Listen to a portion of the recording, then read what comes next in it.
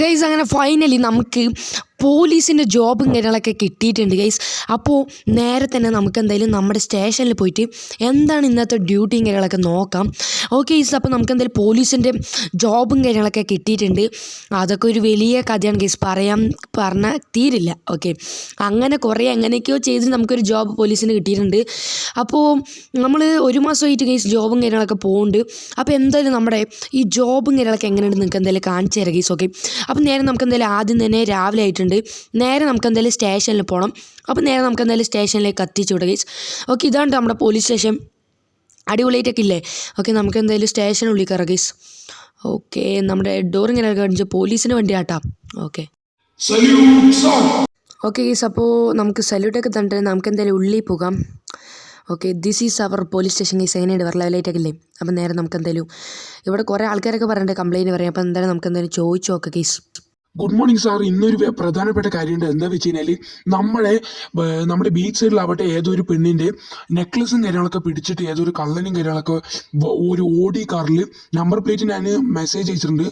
ഏതൊരു ഓഡി കാറിൽ അവന് സിറ്റി വിട്ട് എസ്കേപ്പ് ആവാൻ പോണ്. സാർ ദയവായിട്ട് അവനൊന്ന് പിടിക്കുമോ പ്ലീസ്? ഓഡി കാറാണല്ലേ, ഞാൻ എന്തായാലും ചെയ്യാം. നമ്പർ പ്ലേറ്റ് എനിക്ക് അയച്ചിട്ടുണ്ടല്ലോ. ഓക്കെ, ഞാൻ എന്തായാലും പോയി എവിടെ ബീച്ച് സൈഡിലല്ലേ, എന്തായാലും നമുക്ക് റെഡിയാക്കാം. ഞാൻ എന്തായാലും പോയിട്ട് ഒന്ന് അവനെ പിടിക്കാൻ പറ്റുമോ നോക്കാം. ലൊക്കേഷൻ എനിക്ക് സെൻഡ് ചെയ്തിട്ടാ.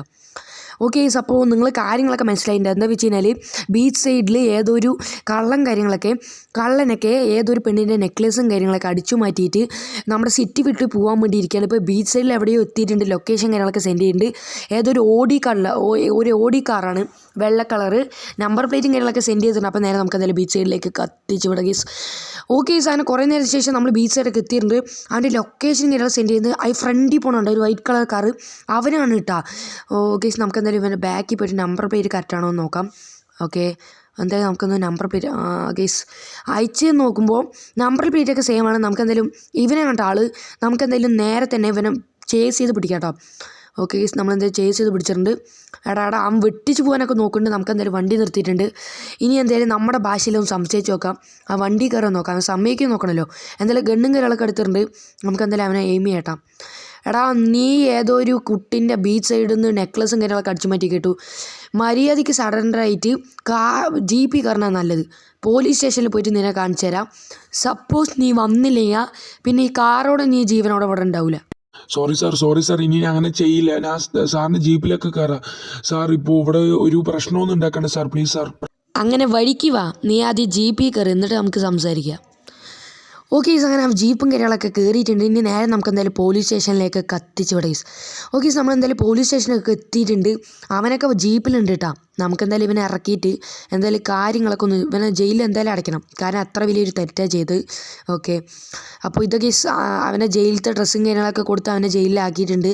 ഒരു ബ്ലാക്ക് കളറാണ് കേട്ടോ ജയിലത്തെ ഡ്രസ്സ്. അപ്പോൾ നമ്മുടെ പണിയും കാര്യങ്ങളൊക്കെ ഒന്ന് കഴിഞ്ഞ കേസ്. അപ്പോൾ ഇത്രേ ഉള്ളൂ നമ്മുടെ ജോബും കാര്യങ്ങളൊക്കെ അടിപൊളിയായിട്ട് നമ്മൾ സൂപ്പറായി പിടിച്ചിട്ടുണ്ട്. നമ്മുടെ ഡോറും കാര്യങ്ങളൊക്കെ പൊളിഞ്ഞു കേട്ടോ. ഇവനെ പിടിക്കാൻ പോണ ഗ്യാപ്പിൽ എന്തോ ഡോറുകളൊക്കെ പൊളിഞ്ഞു കിട്ടും. ഇനി പെണ്ണിനെ കൊടുത്ത് റെഡിയാക്കണം. അപ്പോൾ ഇത്രേ ഉള്ളൂ ഗൈസ്. നമ്മുടെ വീഡിയോ കാര്യങ്ങളൊക്കെ ഇഷ്ടപ്പെട്ട എല്ലാവരും ചാനലും കാര്യങ്ങളൊക്കെ ഒന്ന് ലൈക്ക് സബ്സ്ക്രൈബ് ചെയ്ത് എല്ലാവരും സപ്പോർട്ട് ചെയ്യും. അപ്പോൾ ഇത്രേ ഉള്ളൂ. അപ്പോൾ എല്ലാവർക്കും ബൈ ഗൈസ്.